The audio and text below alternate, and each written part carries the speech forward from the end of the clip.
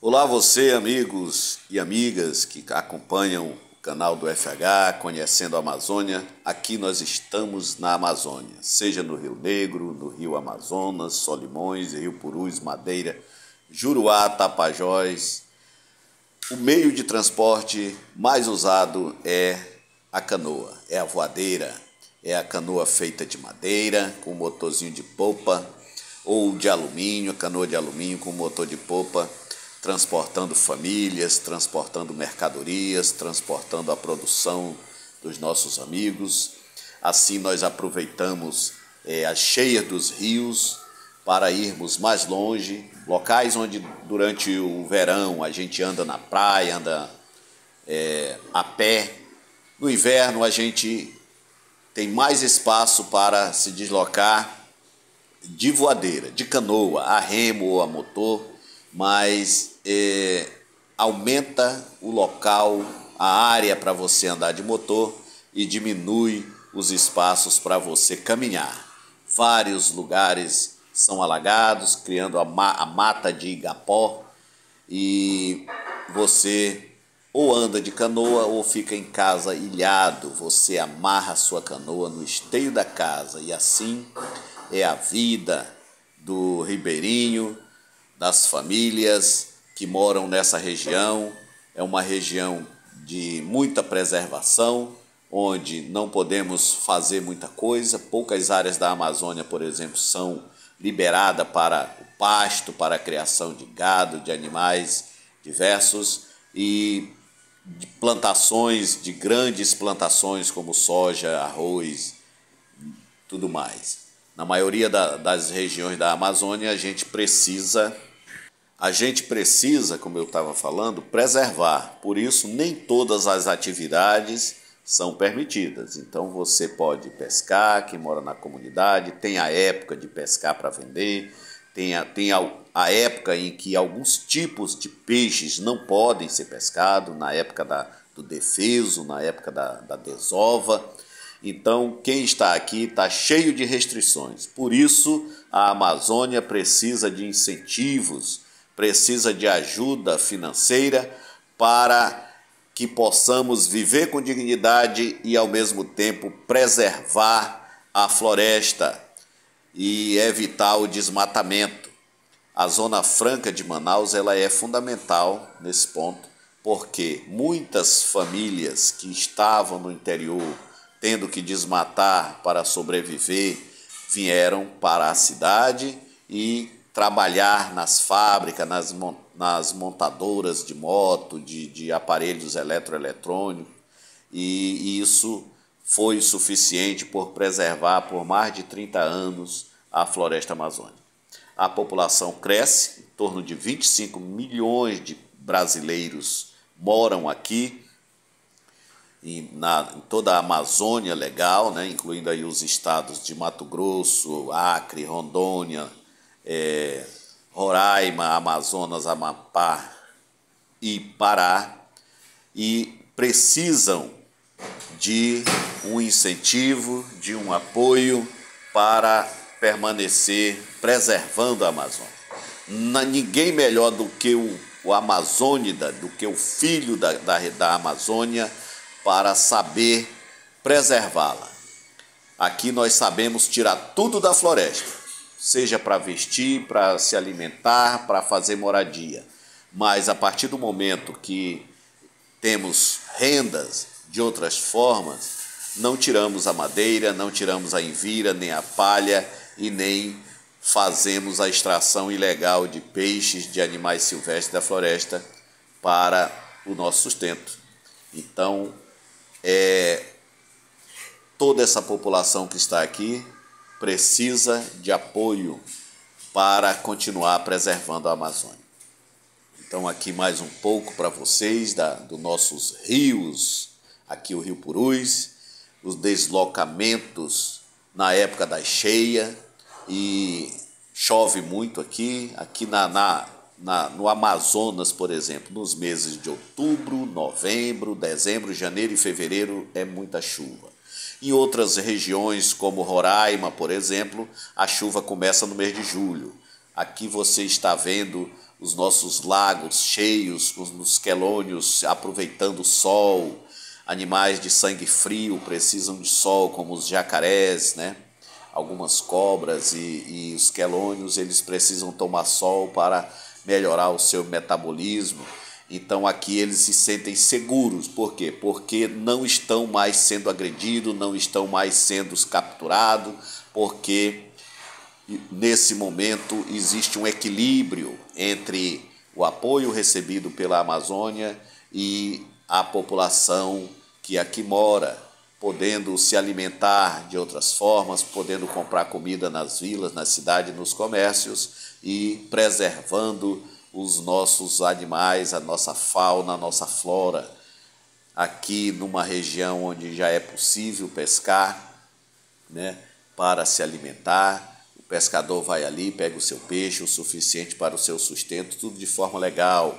Quando o verão chega, aí é a hora de plantar os roçados já existentes, não houve desmatamento, apenas a preservação das áreas onde já estão limpas, ali onde eles plantam banana, plantam macaxeira, né?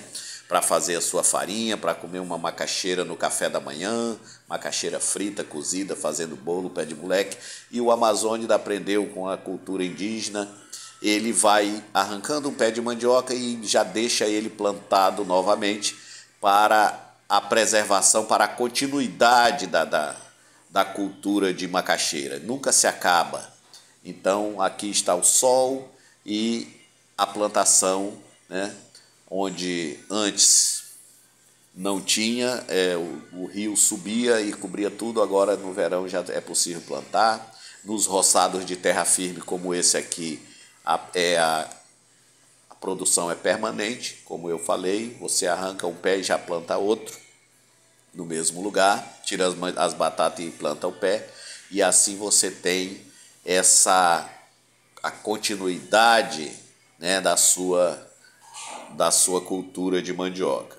Aqui poucos lugares como Roraima, onde é região de campo natural, aqui em Roraima não houve desmatamento, a região de campo, de savana, de campina, né, como tem lá para baixo, lá é cerrado, é mais da metade do estado. Então essas fazendas de gado em Roraima existem desde o tempo do Império, desde o tempo da colonização, que foi colocado aqui pelo colonizador português, as fazendas de gado, como Fazenda São Marcos, que é uma das mais antigas, e permanece até hoje uma forte fonte econômica do estado de Roraima, sempre foi a pecuária, mas sem desmatar, tá, pessoal? Isso aqui é natural. Temos as regiões de selva, onde está sendo preservado, tem as reservas indígenas nas regiões de selva e também nas regiões de campo, que aqui eles chamam de lavrado, né? E essa metade do estado é campo. Então você só coloca o gado para comer o pasto e ali eles se alimentam, engordam, se procriam. E Roraima é uma parte da Amazônia bem diferente, onde tem essa região de campo, coisas que não existem no estado do Amazonas, por exemplo, no Acre, em Rondônia. Em Rondônia até que tem um pouco, né? No Amazonas, ali para o lado de Humaitá, tem um pouco de cerrado, mas essa característica você vê com bem destaque mesmo aqui na Amazônia, no estado de Roraima. Então é um estado que a criação de gado bovino, principalmente, é muito intensa desde o tempo da colonização. E isso aí os indígenas também criam, né? Além das suas plantações comuns, eles criam gado para abastecer a cidade de Boa Vista e até Manaus. Então, a Amazônia é muito diversa, é muito importante saber disso. Tá? Aqui em Roraima, metade do estado é de campo, onde eles chamam de lavrado. Esse capim, uma vez por ano, ele se renova na época da chuva. Nesse momento, nós estamos no período de chuva em Roraima. Tá? Começa aqui no mês de final de junho, por todo o mês de julho, agosto, setembro e outubro. Aí, quando no Amazonas começa a chover, a partir de outubro, lá começa o sol. Aí o sol em Roraima vai de novembro, dezembro, janeiro, fevereiro e março, que é o mês mais seco em Roraima. Muito cuidado com as queimadas, porque não chove de forma nenhuma no mês de março. aquela grande queimada que teve no ano de 1980 e 1998, onde o mundo inteiro foi para Roraima para cobrir a grande devastação que teve, foi no mês de março. Aí no mês de abril já começa algumas chuvas, em maio também, em junho, e em julho é o mês mais chuvoso, é quando começa a cheia do Rio Branco, tá certo? E depois volta o sol novamente e as regiões altas, né, onde a água do Rio Branco não chega, é possível fazer a criação de gado. Como eu falei, desde o século XVIII que se cria gado em Roraima e é uma das fontes de renda mais importante até hoje na região de Lavrada, sem desmatar nada, apenas o gado come o capim que já existe, que é existente lá, e é um capim nativo que não se acaba e se renova todos os anos. Então, um pouco mais aqui para vocês de Roraima. Os lavrados, né, os vales, onde tem esses campos planos, cercado de muita selva e montanhas. Aqui uma parte do rio onde alaga, né? O rio enche, cobre essa região aqui. Quando o rio seca, isso aqui aparece. Dá para plantar durante poucos meses no ano. Você planta ali milho, feijão, melancia e colhe, e logo depois a água chega de novo e cobre. Isso aqui é uma região de várzea. Os roçados permanentes, a criação de gado em Roraima acontece em regiões de terra firme, onde o rio não chega, não cobre, não tem mata de igapó. Que voltamos para uma região aqui, ó, onde eu comecei falando que era igapó, a gente estava andando de voadeira. Aqui o rio secou, tá, pessoal? Onde a gente estava andando de voadeira, agora nós estamos caminhando nessa região aqui. O rio baixou bastante, descobriu tudo isso aqui, secou, e agora estamos caminhando por aqui. Aqui as pessoas fazem suas pequenas roças e plantam na área que o rio descobriu ali. A área está limpa, fértil, assim como acontece nas margens do rio Nilo, acontece aqui também nos vários afluentes aí da bacia amazônica. Aqui é um afluente do rio Purus, o rio Passear, do município de Lábrea. Ele está seco e, portanto, o canal dele está bem estreito e é possível que fiquemos assim, ok? Mostrando para vocês a margem dele, onde a população faz plantações diversas, que em curto período de tempo amadurece e é possível colher tanto o milho, como a batata, como o feijão e até mesmo a mandioca. No caso aqui, uma plantação de arroz no Acre, também tudo é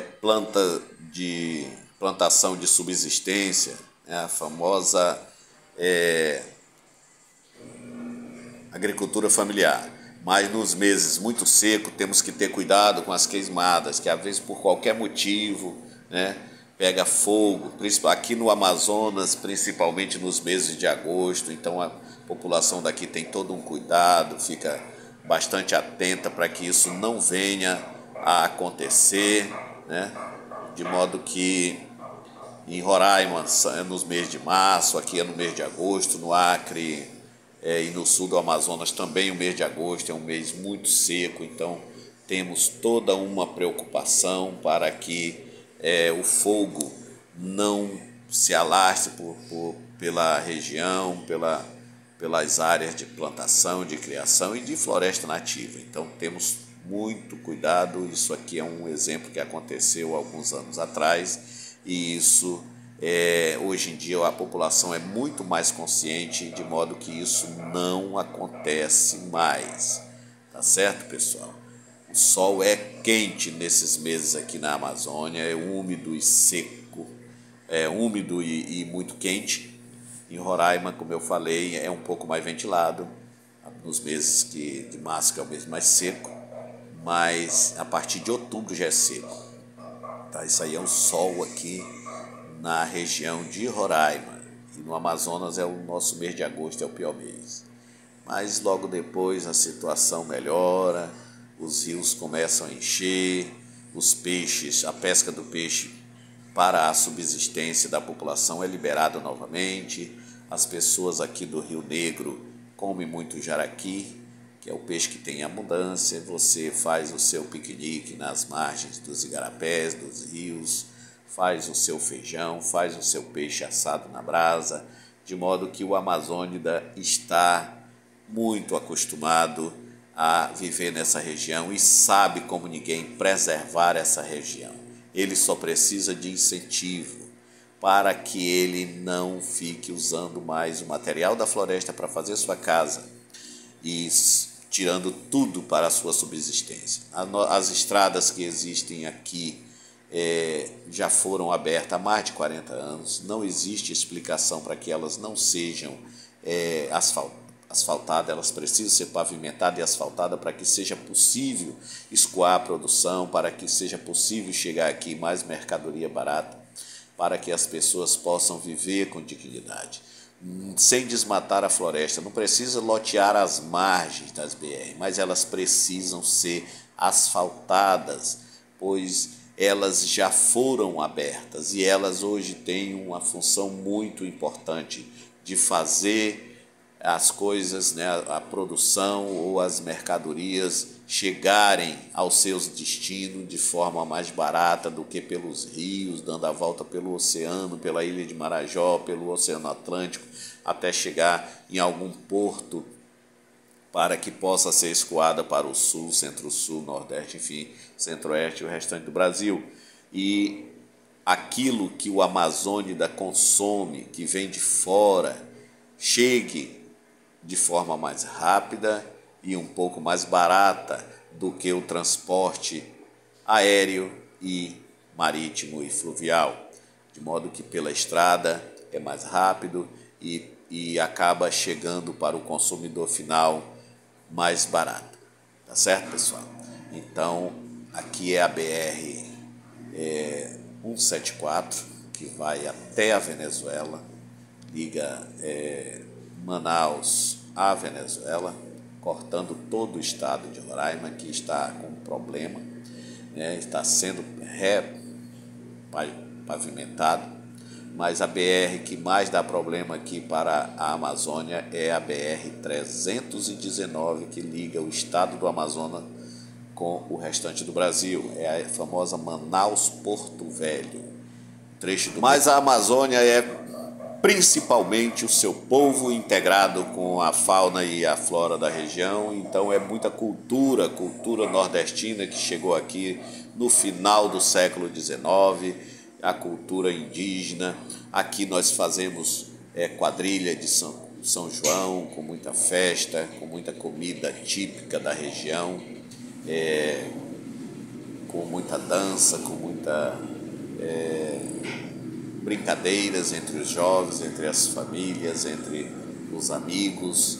Então, a Amazônia é um paraíso a ser visitado, a ser preservado, e esse paraíso inclui a população que aqui vive, os 25 milhões de brasileiros que vivem aqui são também merecedores de toda a atenção, de toda a preservação, porque para preservar a natureza, a floresta e os animais, não tem como isso ser feito sem o apoio das pessoas que moram aqui, porque eles sabem preservar, basta para isso ser incentivado e basta para isso que receba apoio.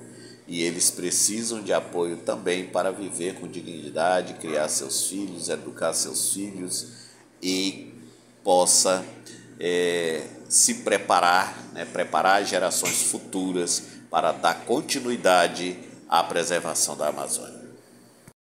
Dito isto, só nos resta dizer: viva a Amazônia, viva o seu povo, viva a cultura da Amazônia, bem diversificada, cultura português, vamos dizer assim, junta, né?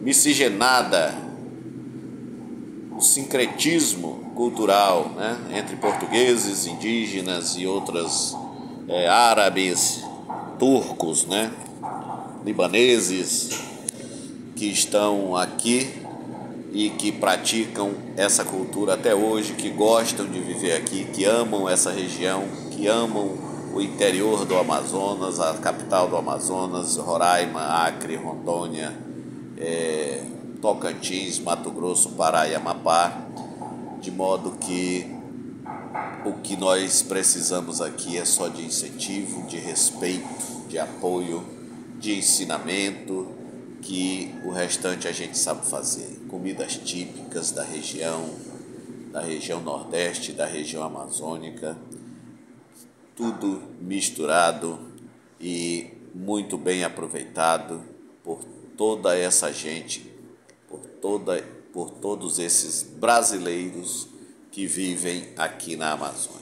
Um abraço a todos, inscrevam-se no canal do FH Conhecendo a Amazônia e aproveitem um pouco mais dessas guloseimas que nós produzimos aqui. Bom dia.